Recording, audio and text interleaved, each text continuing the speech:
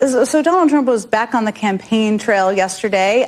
He said he would stay in the race for president even if he's convicted in this case. I know there's not a lot of precedent here, but when you consider that possibility, what concerns you the most?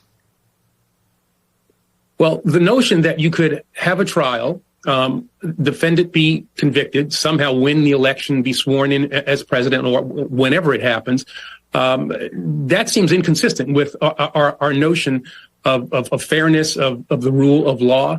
At that point, I would hope that an impeachment proceeding might be considered, not only considered, brought, and ultimately he would be removed from office. The notion that a convicted felon would serve as president of the United States is absurd. It is simply absurd. So if he is convicted, he's still running. You think there should be an impeachment hearing, impeachment proceedings in Congress, and that could be a step they could take there. Yeah, I mean, that's assuming that he's convicted, and that's assuming that he wins the election. I think that people have underestimated the impact of this indictment, the one in Manhattan, the two others that I expect, one in Georgia, the January 6th one that I suspect will likely be placed in Washington, D.C. Now, I'm not a political pundit, but I think at some point you certainly won't get beyond, the Trump cult base.